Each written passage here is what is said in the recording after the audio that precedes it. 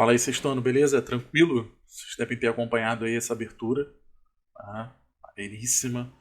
Bom, hoje falaremos do módulo 12, Povos da Antiguidade, Hebreus e Fenícios, tá? Bom, vamos fazer com calma para que a gente possa entender de fato esses dois povos da antiguidade e entender um pouco os hebreus, assim, é um pouco fácil. Né? É uma história que tem muito fato, tem muitas idas e vindas, tem muitos nomes. Né? Eu vou tentar ser o mais objetivo possível em relação, e simples possível em relação aos nomes, correto? Mas a gente precisa, né, pautar alguns fatos importantes sobre a história dos hebreus, que logicamente depois dando sequência com os judeus, né, saber a diferença de fato para os judeus e um pouco mais da história deles. E pro finalzinho, a questão dos fenícios, tá? No mais, acredito que seja isso. Clicou na Gretchen e leva para o canal. Bom, vamos lá. A civilização dos hebreus. Como conhecer a história deles então? Nós temos três formas. Primeiro, relatos bíblicos, pesquisas arqueológicas e manuscritos antigos. Aqui do lado você está vendo, por exemplo, a Torá. Tá? A Torá é um conjunto de livros voltado para a questão dos hebreus, né? Desculpa, já hoje em dia para os judeus, mas é que compreende, entre aspas, o Antigo Testamento do que nós temos da Bíblia. A Bíblia é uma fonte histórica para o estudo? Claro que é uma fonte histórica para o estudo, assim como a Torá também é. Nós já conversamos e vimos que para o historiador tudo pode ser uma fonte de pesquisa e de estudo. A partir do momento que o historiador lida com a fonte, faz as perguntas, faz as críticas, compara com outras, achados arqueológicos, lógico que facilitam, ajudam bastante, e a cada dia que passa, novas descobertas vão ou confirmando os estudos bíblicos ou vão criticando, de certa forma, os estudos bíblicos, tanto faz, né? Ou reforça ou não reforça uma informação encontrada nos livros religiosos. Né? Lembrando que é o espaço científico aqui que seja o mais importante, né? Que a gente tem como base do nosso objetivo. E os manuscritos antigos, soltos por aí, que eles acham. Tá? Não necessariamente dentro da Bíblia ou da Torá, correto? Então são informações que a gente vai buscando e vai pegando. É dessa forma que a gente tem um amplo conhecimento sobre as civilizações antigas como um todo, e principalmente dos hebreus. Bom, a origem deles então, né? Na Mesopotâmia, a gente consegue ver aqui o mapinha. Beleza? Ó, nós já estudamos essa parte aqui, ó, da Mesopotâmia, falamos aqui do rio Tigre e Eufrates, tá? Conversamos sobre. Falamos também um pouquinho aqui, ó, chegando para o Egito, né? Então só para você identificar mais ou menos aonde que estamos no mapa. E você vai ver que parte ali da Suméria, da cidade de Ur, passa pela Babilônia, vai subindo Harã, até chegar na conhecida Canaã, terra prometida. Então é mais ou menos nesse momento, 2000 anos antes de Cristo, que você começa a ter uma população avançando, né, a partir desse crescente fértil, avançando até chegar a Canaã. Então são pastores nômades buscando melhores condições de vida. Para a agricultura, essa é uma região extremamente desértica, extremamente árida. Lembrando que aqui embaixo você tem a Arábia, você tem o deserto da Arábia, não era um local fácil para moradia, e os locais férteis eram muito disputados entre os povos. Beleza? Então é assim que funciona. Abraão vai ser o primeiro patriarca que, segundo os estudos da Torá, os estudos religiosos, Abraão foi o primeiro a fazer uma aliança com Deus. Deus promete, então, escolhe o povo de Abraão, escolhe esse povo, e que são chamados de hebreus, e eles vão em busca da terra prometida. Essa é a troca, né, que Deus faz com Abraão, e Abraão vai partir e vai chegar então, em Canaã. Chegando em Canaã, é um local interessante, é um local fértil. Você pode observar aqui, ó, é próximo ao Rio Jordão, beleza? Você tem o mar Mediterrâneo do outro lado, então é uma área que ainda é um pouco mais fértil do que se a gente for comparar com as regiões ao redor. Então a cidade de Tiro, por exemplo, de Biblos, conhecido, Hebron, e a própria Palestina ali como um todo.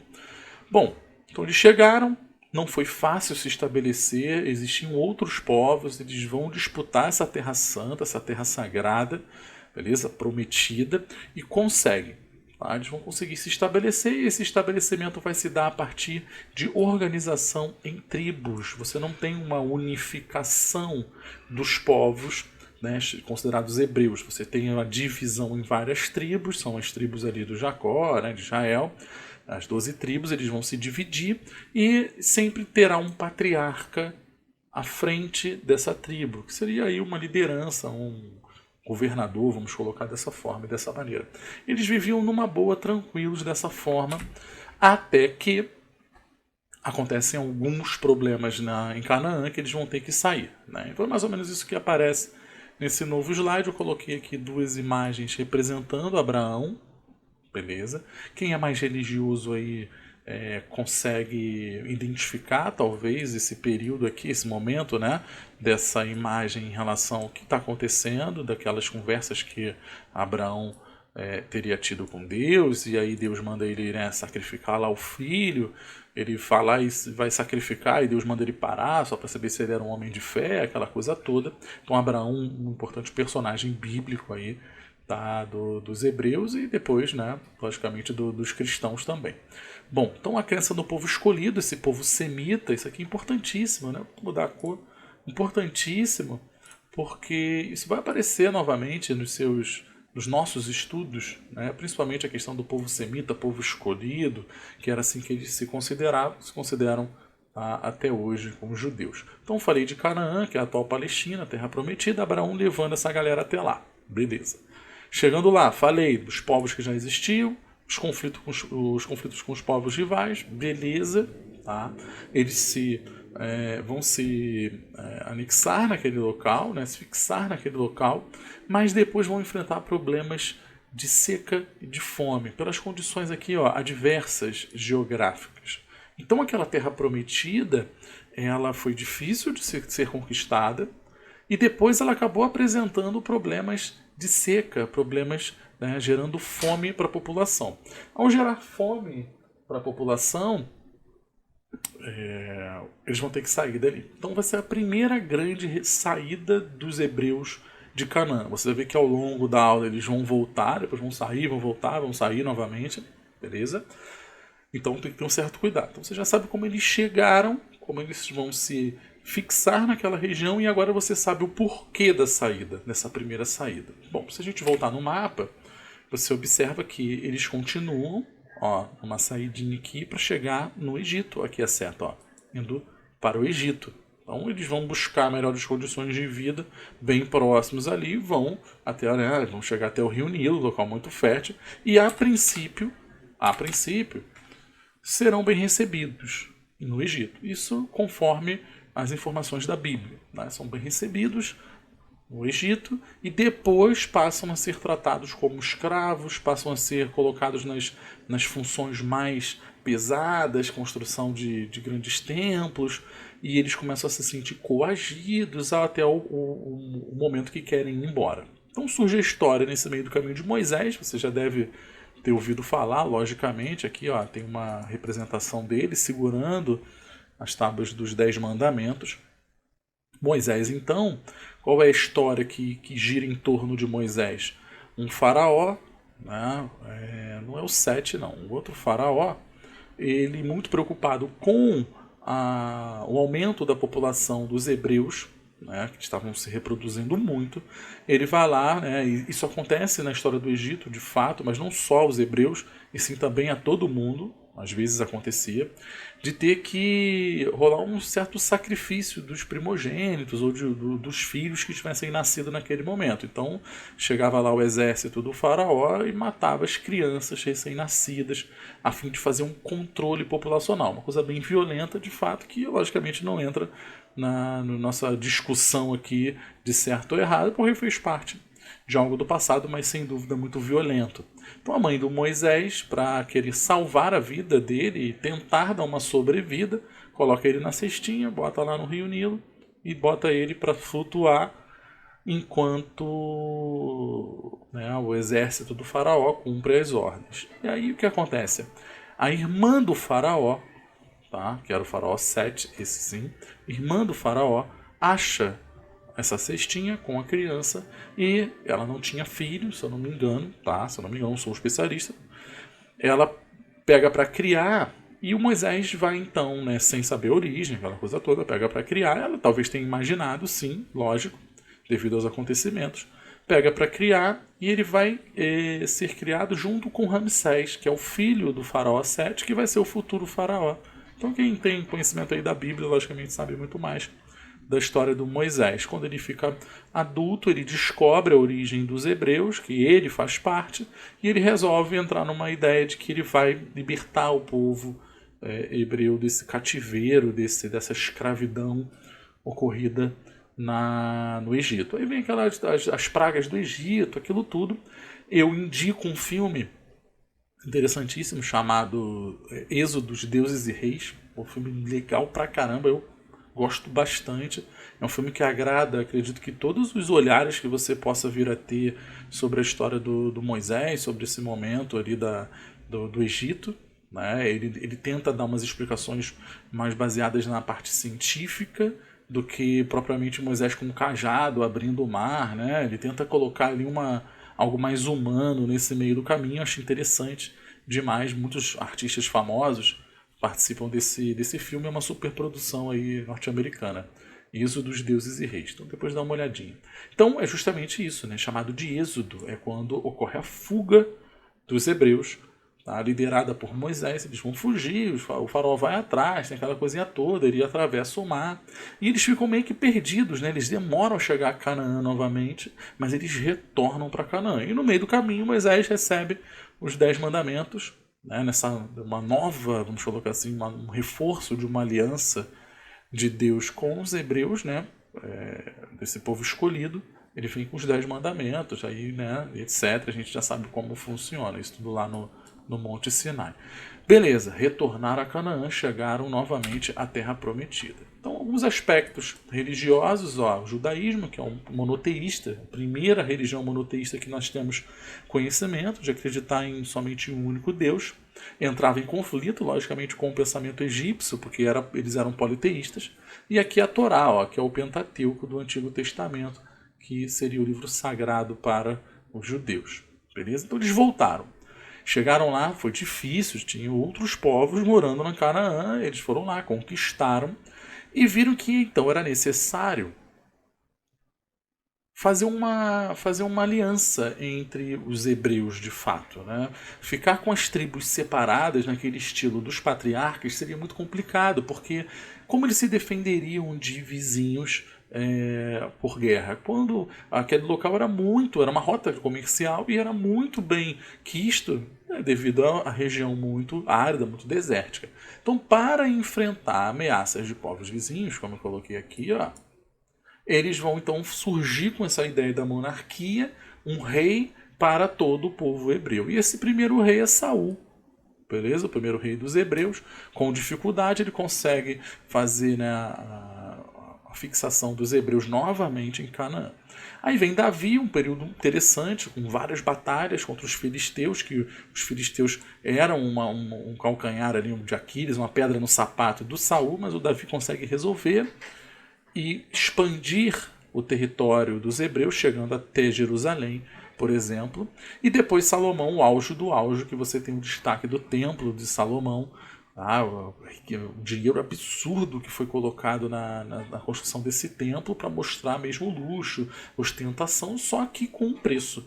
Né? Você vai ver aqui, não é das melhores maquetes, tá, do templo, ele foi destruído na primeira invasão que vai ocorrer, principalmente destruído na segunda. A gente vai falar sobre isso. Então seria um templo, dizem que era algo absurdo. Então se você fizer uma pequena pesquisa no Google agora, botar o templo de Salomão, tu vai achar antigo, né? Bota o templo de Salomão antigo, tu vai achar uma diversidade de informações e realmente foi de uma riqueza gigantesca para se fazer um templo dessa grandiosidade. Isso mais ou menos por volta do ano 1000 antes de Cristo, tá? Ano 900 a.C., que é o ano de retorno dos hebreus para a Canaã, retorno esse do Egito, tá? Que é o primeiro retorno. Então, acho que aqui tranquilo, beleza.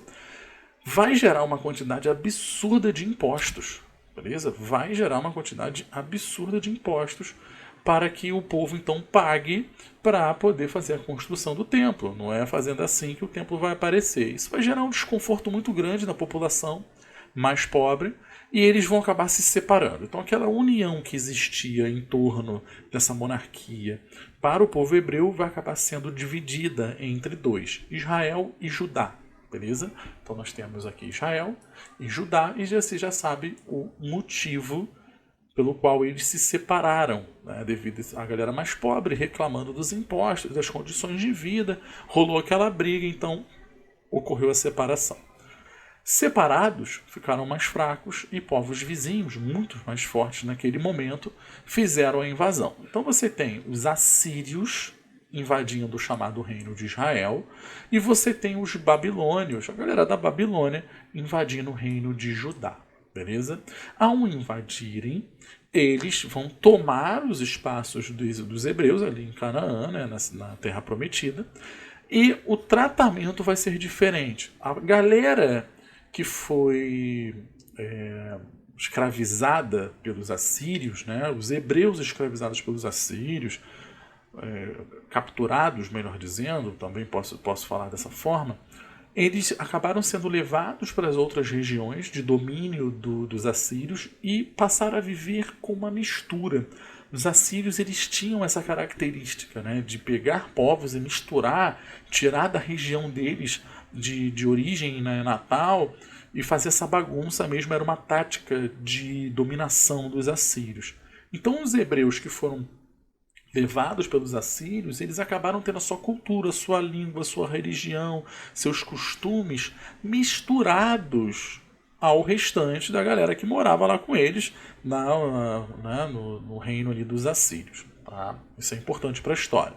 Já a galera do reino de Judá, que vai ser invadido pelos babilônios, eles vão para um cativeiro na Babilônia, mas eles vão ficar separados. Eles não vão ter mistura com os babilônios, eles não vão ter sua cultura, sua religião, seus costumes como um todo misturados aos babilônios ou qualquer outro povo que tenha sido capturado. Eles, segundo eles mesmos, né, eles vão falar que vão ficar isolados, eles vão manter as mesmas características como se tivessem ainda lá em Canaã.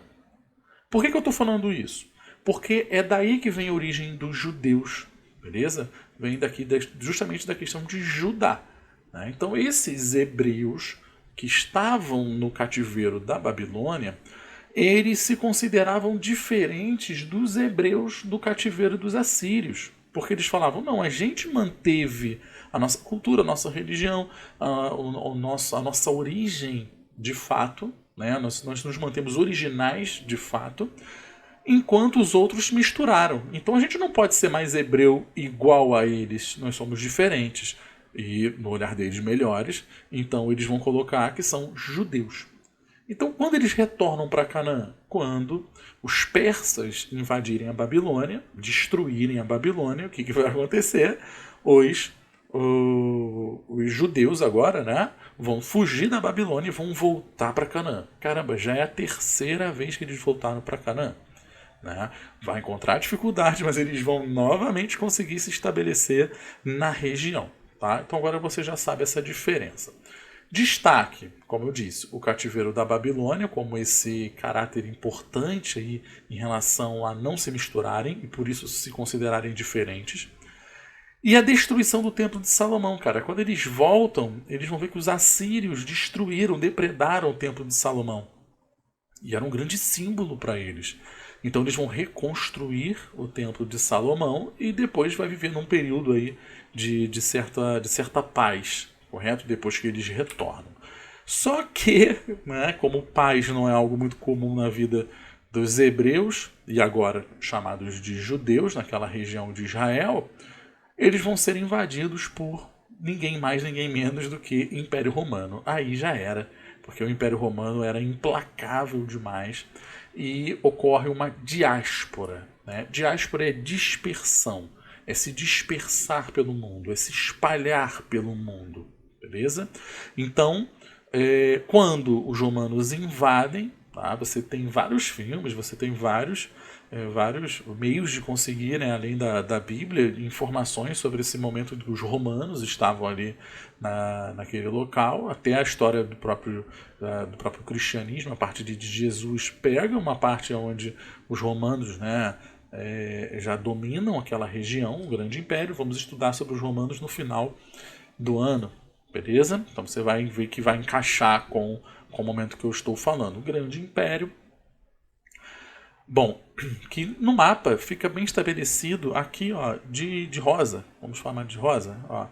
Todo o Império Romano desse tamanho. Então você pega a porção toda ocidental da Europa, pegando o norte da África e pegando a Ásia e o Oriente Médio também. E aí você vê aqui, ó, Jerusalém e Israel sob o domínio dos romanos. E aí você tem esse espalhamento, correto? Uma galera vai para a parte oriental, cidade de Nínive, por exemplo, Babilônia, e outra galera vai para o ocidental. E não para aqui, tá? Depois, lá para frente, quando você encontrar... Essa é a diáspora de fato, né? Mas depois os judeus vão se espalhar pelo mundo todo, inclusive quando tem a descoberta aí das Américas, quando os europeus passam a explorar a América, também muitos judeus continuam nesse caminho, mas os judeus como um todo sempre tentaram viver de maneira separada por vários motivos, né? Primeiro porque o judaísmo é uma religião que não tem meio judeu, né? O cara judeu não é judeu. Geralmente ele tem que seguir todas as premissas da questão religiosa. E você tem esse preconceito contra o judeu ao longo do tempo e vai ser muito reforçado por essa questão de eles se auto-intitularem filhos escolhidos de Deus e os outros não, então isso gera um certo problema. E a questão de Jesus, né? É dado a eles digamos assim, né, a culpa pelo fato de que Jesus tenha sido crucificado. Então aí entra já uma briga de religiões futuras. Mas o início da religião monoteísta se dá pelos hebreus com o judaísmo, depois vem o cristianismo e depois vem o islamismo, beleza? Que vocês vão estudar mais pra frente. E aí eu coloquei 1848, é o retorno, finalmente, o retorno dos judeus para o espaço original cabido a eles, que seria, né, a Palestina, né, a terra prometida, segundo a Torá. Bom, 1948 é pós-Segunda Guerra Mundial, então já tiveram os problemas relacionados ao Holocausto, e a ONU vai acabar pegando aquele espaço, junto com vários outros acordos. 6 milhões de judeus espalhados pelo mundo vão retornar, e aí vai dar início a um outro problema, porque os palestinos, que são, né, de origem árabe, muçulmana, moram ali naquela região. De uma hora para outra vai chegar uma leva gigantesca de judeus, e é um local que tem um péssimo recurso de água. Tá? Então perder um território em detrimento de outro seria muito complicado. Então surge aí um problema que é a guerra, os conflitos, né, árabe-israelense, que vocês também vão estudar mais para frente, que infelizmente persistem até hoje. Então é isso, tá? Espero que foram 20 minutinhos só para falar da questão dos hebreus, tá? Eu vou fazer o seguinte, eu vou parar por aqui. Não vou dar sequência.